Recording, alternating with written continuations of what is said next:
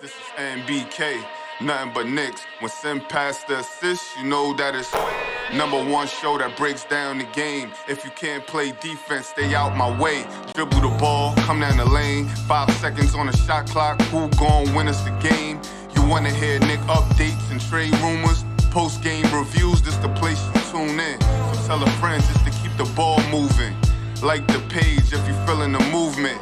Every game we coming to win. Give us a sob like a player that came off the bench. This is NBK, nothing but Knicks.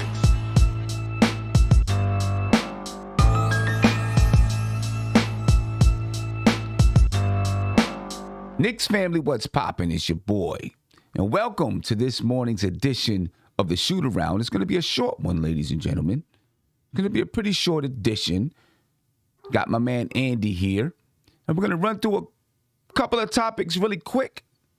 And then tomorrow, we'll have a full edition of the Shoot Around. Just remember, today's show is presented by SeatGeek. Use the code NBK to get $20 off of your first purchase of Knicks tickets, ladies and gentlemen. So make sure you go ahead and check that out. Do that as soon as the show is over. Actually, when the show is over, I'll be on Still Knicks Fans with a special interview that I did with Ron.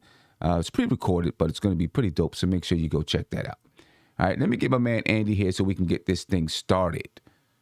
All right, Andy, what's popping with you, brother? How you feeling? Yo, what up, Sam? What up to the chat? Happy to be on after a W. You know, it always feels a little bit better. Always feels a little bit better after a W, right? Always. First of all, really quick, what did you think about the game? And then I want to run through some topics and bang off a couple of topics to discuss real quick.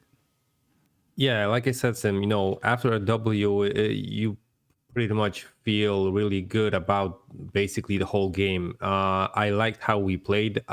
We saw plenty of new lineups from Tibbs, so that's encouraging, because I was thinking that he might be so stubborn that he's going to play like 7 guys and the 3 that are out of the rotation, he's not going to replace their minutes even.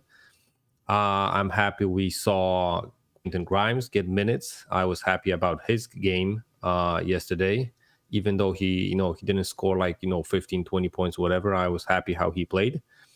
And, it's always a good feeling, like I said, a win, and especially versus the team that eliminated us from the playoffs last season. So it was huge for me, because, when I saw Trae Young hit that 3 by 3 by 3, from basically almost the logo, I was like, okay, this is going to turn south in a couple of possessions. Yeah. But, we managed to pull it out, so. Yeah. I did get a little bit nervous as well when Trae Young started knocking down those threes. But I thought we did a really good job defending the screen and roll, especially in the fourth quarter. I think part of that is due to Alec Burks. And because of his size, the Knicks had the ability to switch. Right? I thought Julius Randle did a good job switching off onto Trae Young and other guards when necessary. And the Knicks defense looked like the defense of old, the defense of last season. They held the Hawks to 90 points. The Hawks came in scoring 111 points a game, and the Knicks held them to 90 points last night. And I thought that was pretty impressive by the Knicks. A really big rebound game, and one that the Knicks needed. So now they're 11-9 on the season, right? And they jumped over top of the Hawks. I think the Hawks were 1 game above them. They're now a game above the Hawks. They're still in the 7th slot, though. Still in the 7th slot. But it was a good game last night.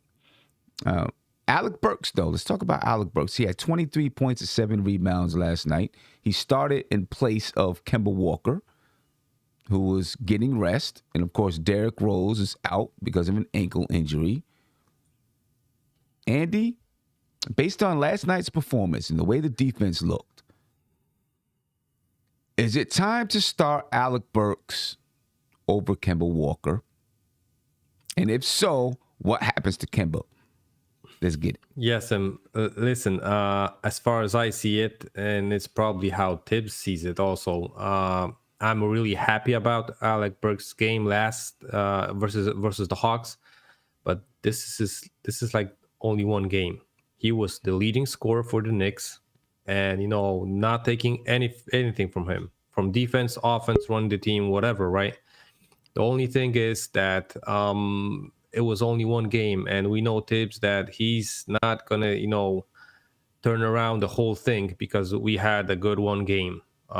So I'm thinking Tibbs will go back and revert to Kemba.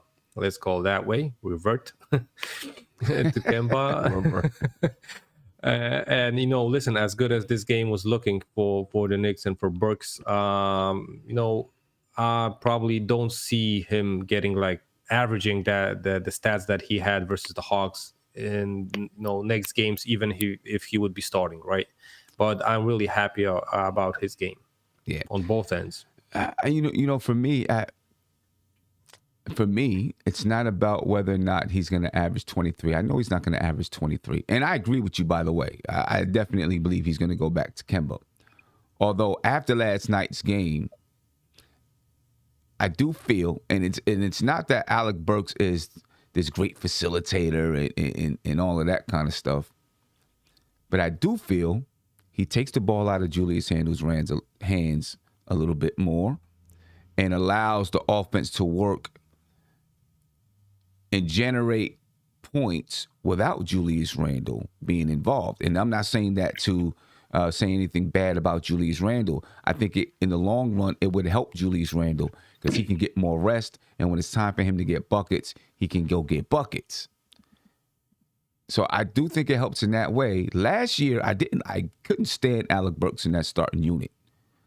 But he looked a little bit different this year. Maybe it's due to familiarity. But also,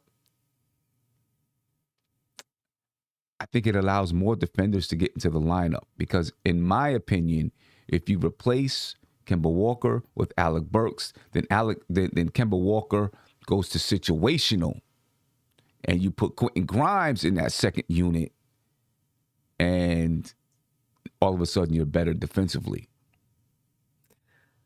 I think because Quentin Grimes is playing defense, man. Yeah. So I'm watching it closely, but I'm almost leaning in that direction.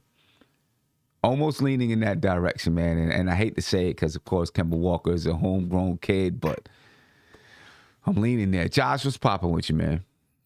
Sam, Andy, what's going on? How you guys doing? Great one yesterday. Good. What's your thoughts, man? Is it time to replace Kemba? And we only got like 10 minutes. It's a short show today, so we got to be to the point because I got a couple other topics I want to run past. I'm kind of go. You're not letting me go. My bad. No, I agree. I agree. I think the way Kemba Walker's playing, I think a change definitely has to be made. However, I would not make the change for Burks for Kemba in the starting lineup. I just would not do it. And the reason being is if you're going to put Burks in the starting lineup, how come you don't put Derrick Rose in the starting lineup? It's for the same reason why putting Derrick Rose in the starting lineup doesn't work. Derrick Rose can take the ball out of Julius Randle's hands, but again, that dynamic just doesn't work. For me, I want Alec Burks in the starting lineup, like I said the super chat yesterday, but I would replace RJ for Alec Burks. I think it fits well for the starters and for the bench, and I have my reasons why. I get that. I understand it. I know your reasons why. I just don't think it does anything to help our point of attack. Defense, our point of attack defense. Kemba Walker is an issue with that point of attack defense. So over the past, 7 or 8 games, outside of the Phoenix game, over the past 7 or 8 games, Knicks have been really good defensively. They have. Right. So our defense hasn't, based on what it was in the start of the season, our defense has been much better despite having Kemba Walker out there. So I think, the Knicks have figured out, their how to improve on their defense, figured out pick and roll defense. I think Nerlens Noel, having him out there on the floor, helps out pick and roll defense a lot. And I know it's very easy to say that we need help with the pick and roll defense after we play two of the best pick and roll ball handlers in the NBA, and Trae Young and Chris Paul. But I think over the past 8 games or so, we've been much better in that regard. So we have, but even when you're good, there's still a weakness, and the weakness of our defense has been point of attack. Guards are still able. If you go back and look at all of those games, go back and look and tell me which position killed us the most. And it's always the guard positions, the guard and the wing positions. I really feel like having Alec Burks out there does allow, and the reason why I say Alec Burks over Derrick Rose, one, because I think Derrick Rose enjoys being in the second unit and would probably rather be in the second unit. And because of Alec Burks' size, it allows the Knicks to switch more on defense, which helps negate that screening role. And it also, helps when you're dealing with guards, really good guards. It's easy to switch off, and it just helps your defense when you do it correctly. I know a couple years ago with Fizdale, we would switch a lot, and it wasn't good. We switched too much. We'd have to safeguard against that. But I think it helps because we're just more versatile on the defensive side, in my opinion, with Alec Burks on the floor in that starting unit. But really quickly, if Kemba Walker were to come out that starting unit, what would you do with him? Just really quick, Josh, what would you do? Would you put him in the second unit, or would you make him situational? So if that's the scenario that's going to happen, I think the Knicks are going to waive him. I don't see any point for him to be on the roster at that point. I think the Knicks waive him, open up a roster spot. Yeah, you might be right about that. Andy, what do you think? Yeah, listen, this is a tough situation. I think, waiving him makes our management look kind of bad. That's they true got him out of that hole from, of his career from OKC to a better situation. He came home, all the marketing, PR stuff, and now they're just going to waive him after, like a month of the season.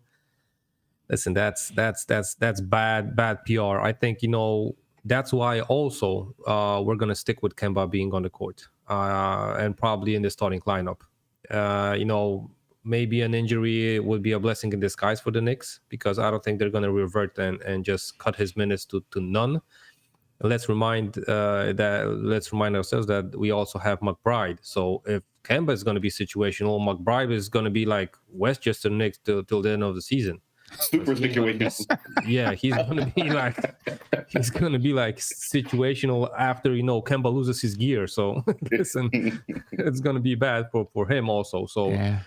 I really don't see that move happening really soon, unless we go like really on a long losing streak and you can just pin it on Kemba. So Yeah, okay. We'll see what happens there. My play of the game last night was Mitchell Robinson, outlet pass to Quentin Grimes, who goes behind the back and lays it up for Obi, who hits him with a big tomahawk dunk. And it was a dope play, really dope play. And ladies and gentlemen, Obi Toppin, you probably seen my play of the game video. Obi Toppin really is, he's playing basketball. This is the Obi Toppin that we were hoping for last season. Right now, when you look at his per 36, he's averaging 18 points per game, 8.7 rebounds, 2.4 assists, 1.9 blocks, shooting 52.3% from the field and 71.8% from the free throw line. Again, that's per 36, ladies and gentlemen, per 36. So let's not get too crazy about it. All right, but my question to you guys, is it time for Obi Toppin to start stealing some of Julius Randle's minutes? I start with you, Uncle Fulio. Yeah, I want to see Obi Toppin on the floor, but I don't think it should necessarily be for Julius Randle. Again, I think the Knicks have performed well with that small ball lineup out there. I think it's time for Obi Toppin to steal Mitchell Robinson's minutes. I think we're a better team offensively whenever Obi Toppin's out there with Julius Randle. I think defensively we don't really fall off that much. I understand that there's a shot blocking worry that's out there. But that small ball lineup definitely plays some defense. They force turnovers, and they get out in transition a little bit more. So instead of Julius Randle, I'm going to see Obi Toppin on the floor, but it'll be at the behest of one of the centers, either Nerlens, but most likely Mitchell Robinson. Okay. All right. Okay. Andy? Yeah, so I'm looking at the, depleted roster at the center position. I don't think this is going to be a situation when, like Josh said, that, Obi's going to be getting Randle's minutes. But in the future, when those guys come back, I would gladly see Obi taking at least a couple of minutes of Julius, and that will also benefit him. Listen, he can come out and play, harder, stronger, with more hustle, because he's going to know that, Obi can really, sub him in and give him a couple of minutes more of a break during the games. And looking at his, efficiency and and all of the percentages, I think Julius would be happy with that. At least I think so, that he would be way more efficient if he was playing less minutes and not, having the whole team on his shoulder, because I really think that he still is in that mental position that this is, all on him. Right. And I think, if he would, allow the guys, to help him out, and he would notice it, I think we would be way better as a team. Yeah.